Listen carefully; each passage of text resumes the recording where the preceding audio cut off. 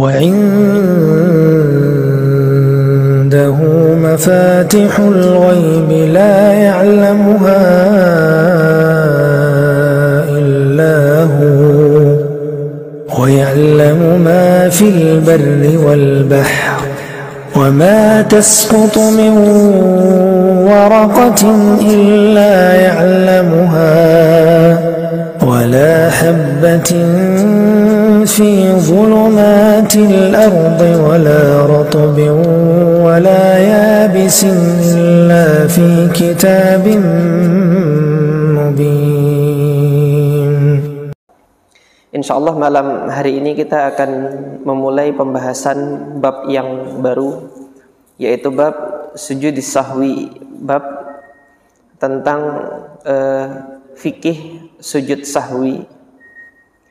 Bagaimana sujud sahwi yang dicontohkan oleh Nabi Sallallahu Alaihi Wasallam, dan apa itu sujud sahwi, apa hukumnya sujud sahwi. InsyaAllah akan kita bahas pada pembahasan malam hari ini dan mungkin juga pada pekan-pekan yang ke depan, karena pembahasan sujud sahwi ini agak panjang dan hadis yang akan kita baca juga hadis yang panjang. Al-Hafidz Abdul Ghani Al-Maqdisi rahimahullah membawakan dua hadis di bab ini. Namun sejatinya hadis pokok usul untuk permasalahan sujud sahwi itu ada 6 hadis yang dibahas, dikaji oleh para fuqaha.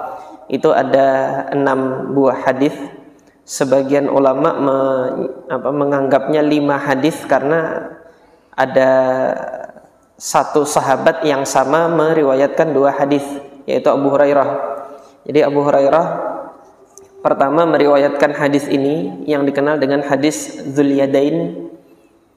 Kemudian hadis yang kedua juga diriwayatkan oleh oleh Abu Hurairah radhiyallahu taala anhu tentang seseorang yang syak, dia ragu-ragu apakah dia salat 3 atau dia salat 4. Nah, ketika dilihat dari sisi sahabat yang meriwayatkan, maka hadisnya itu berjumlah 5. Tetapi apabila dilihat dari substansi materi dari hadis yang diriwayatkannya, di sini Abu Hurairah meriwayatkan dua buah hadis hingga jumlah keseluruhannya ada 6 hadis. Oleh Al-Hafidz Abdul Ghani Al-Maqdisi, karena kedua ini yang muttafaqun alaih, maka dibawakan hanya 2 saja, yaitu hadis Abu Hurairah dan hadis Abdullah ibnu Buhainah di dalam bab ini. Kita baca terlebih dahulu hadis yang pertama. Qala Al-Hafidz Abdul Ghani Al-Maqdisi rahimahullah, bab sujud sahwi, bab tentang sujud sahwi. Qala an Muhammad ibn Sirin an Abi Hurairah radhiyallahu anhu qala, diriwayatkan dari Muhammad ibn Sirin dari Abu Hurairah radhiyallahu taala anhu. Qal, beliau mengatakan, shalla bina Rasulullah sallallahu alaihi wasallam. Rasulullah sallallahu alaihi wasallam salat mengimami kami. Shalla bina, dalam ungkapan redaksi riwayat yang lain shalla lana. Kedua-duanya maknanya yaitu mengimami. Itu Rasulullah sallallahu alaihi wasallam salat mengimami kami. Ihda salatayil ashiyyi, salah satu dari 2 salat siang. Al-ashi itu dalam penuturan lisanul Arab adalah waktu antara matahari tergelincir sampai dengan terbenam. Itu waktu ashi namanya. Jadi tengah hari sampai matahari terbenam, itu orang Arab menyebutnya sebagai waktu al-ashi. Nah, itu salah satu dari 2 salat itu. Qala Ibnu Sirin, Ibnu Sirin mengatakan wasammaha Abu Hurairah. Abu Hurairah menyampaikan kepada kami nama salatnya itu. Apa salat itu? Kan salat zuhur, kemudian salat asar gitu kan. Nah, Abu Hurairah menyampaikan kepada kami kalau tidak salat zuhur, dia salat asar. Akan tetapi walakin nasitu ana, akan tetapi saya lupa. Salat yang mana yang dahulu disampaikan oleh Abu Hurairah itu, entah dia zuhur, entah dia asar. Qala fa shalla bina rak'ataini. Maka Rasulullah sallallahu alaihi wasallam mengimami kami dengan 2 rakaat. Tsumma sallam. Kemudian Rasulullah salam. Maka ketika salat yang di siang hari kan dua-duanya berjumlah 4 gitu loh. Nah, ini Rasulullah baru sampai 2 rakaat kok sudah salam. Faqama ila khasyabatin ma'rudatin fil masjid. Maka setelah itu Rasulullah berdiri menuju ke kayu yang melintang, yang terbentang, yang berada di masjid. Kayu yang terbentang yang berada di masjid ini, yang zahir, yang nampak di sini, ini adalah mimbarnya Rasulullah dulu sebelum mimbar itu dibuatkan tinggi bertangga itu. Jadi kayu tersebut adalah batang pohon kurma yang digunakan oleh Rasulullah untuk berkhutbah. Jadi khutbah itu kan minimal khatib itu lebih tinggi daripada jamaah, hingga jamaah itu bisa melihat khatib. Nah, di sini Rasulullah menuju kepada kayu itu ngapain? Fattaka'a 'alaiha. Kemudian Rasulullah bersandar di kayu tersebut. Ka'annahu ghadban, seakan-akan beliau itu terlihat nampak dalam keadaan marah. Nah, di sini para ulama mengomentari sebab marahnya ini apa gitu. Jadi dari semua redaksi hadis tidak disebutkan sebab kemarahannya Nabi ini kenapa setelah sholat kok terlihat marah gitu. Maka pendapat pertama dari sebagian para ulama menyebutkan marahnya ini setelah sholat itu Rasulullah mendengar adanya bisik-bisikan bahwasanya kok sholatnya begini gitu kan. Tapi yang demikian ini jauh ba'id, karena belum disampaikan kepada Rasulullah bahwasanya Rasulullah ini sholatnya kurang jumlah rakaatnya. Jadi pendapat yang demikian ini saya pribadi memandang ini jauh gitu. Kemudian pendapat yang kedua mungkin karena sebab yang lain yang tidak disebutkan oleh perawi di sini. Dan pendapat yang ketiga itu hanya prasangka sebagian sahabat yang melihat Rasulullah SAW, padahal hakikatnya Rasulullah nggak marah. Nah, ini dari sudut pandang sahabat yang melihat terlihat marah, padahal Rasulullah tidak sedang marah pada saat itu. Allah Ta'ala a'lam. Sampai di sini ketika Abu Hurairah mengungkapkan ka'annahu ghadbanu, yang saya lebih cenderung kepada pendapatnya ini tidak diketahui sebab marahnya Rasulullah SAW, dan yang nampak di sini hanya penilaian sepihak dari sebagian sahabat yang melihat Nabi SAW, sementara hakikatnya Nabi SAW tidak dalam keadaan marah. Wa wada'a yadahu al-yumna 'ala al-yusra. Kemudian Rasulullah meletakkan tangan kanannya itu di atas tangan kirinya, wa syabbaka baina asabi'ihi. Dan Rasulullah sallallahu alaihi wasallam itu menggenggam kedua tangannya. Syabbaka itu menyatukan seperti ini. Wa syabbaka baina asabi'ihi. Ini yang mungkin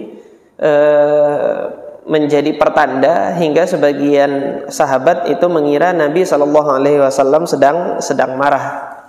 Padahal yang nampak di sini tidak. Wa kharajatis sar'an.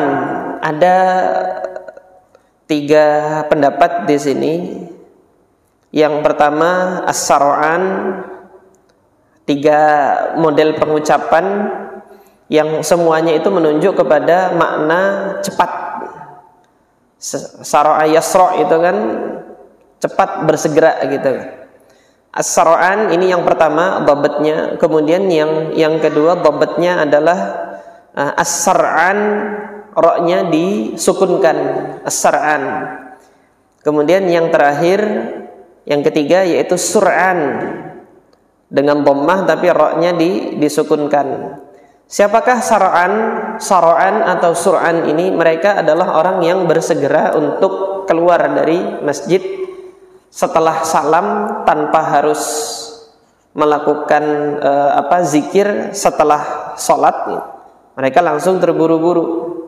Wa kharajatis sara'anu min abwabil masjid. Orang yang bersegera selesai dari sholatnya itu keluar dari pintu-pintu masjid. Faqalu qasuratis shalah. Apakah sholat itu diringkas?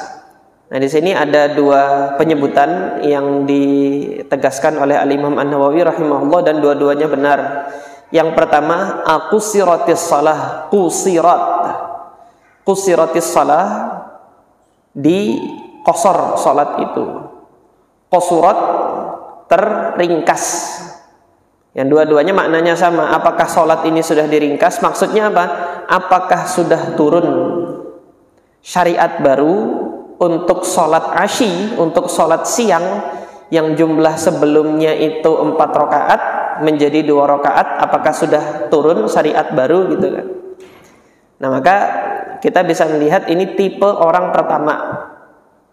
Ketika dihadapkan suatu kejadian di masa Nabi SAW, tipe orang pertama ini dia segera ngambil kesimpulan tanpa melakukan tabayyun. Jadi yang ada di benaknya itu hanya satu saja, satu kemungkinan, dan satu kemungkinan ini paling sesuai dengan hawa nafsunya dia. Dan kemudian kita lihat orang ini gimana? Orang ini zikirnya kan sedikit. Setelah sholat dia tidak bersegera untuk zikir kepada Allah, tapi bersegera untuk keluar dari masjid, bersegera untuk keluar dari rahmat Allah Subhanahu wa taala.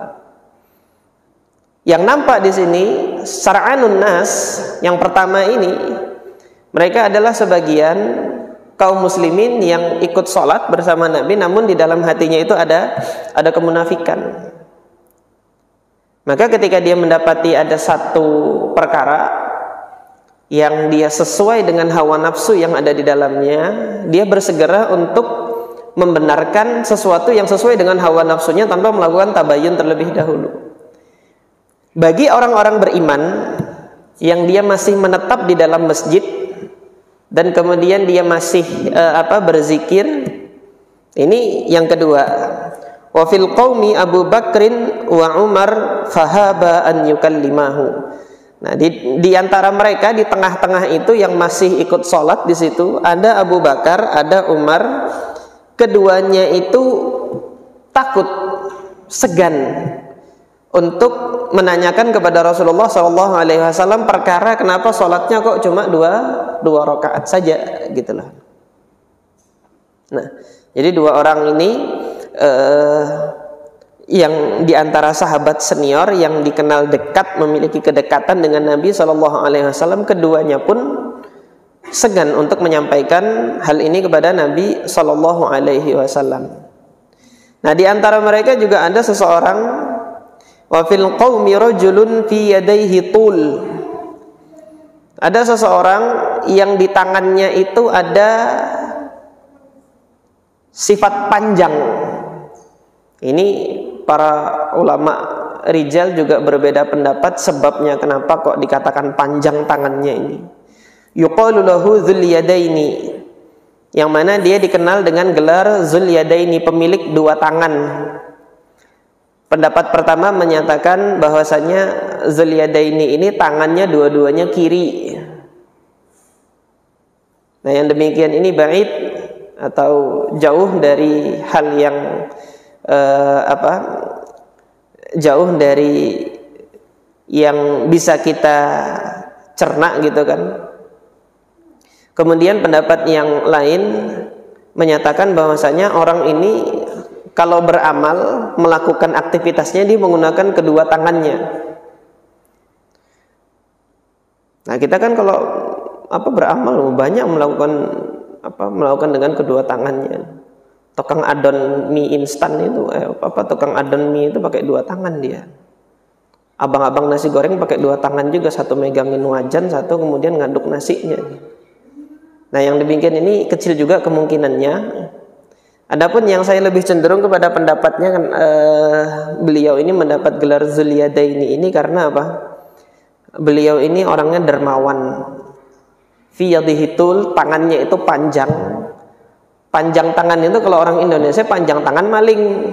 Tapi kalau orang Arab di sini panjang tangan ini tangannya itu panjang untuk memberikan kebaikan kepada yang lain. Nah, ini yang saya lebih cenderung kepada pendapat para ulama rijal, bahwasanya Zulyadaini ini adalah orang yang dia gemar bersedekah, gemar memberi gitu kan, gemar memberikan kepada orang-orang di sekitarnya.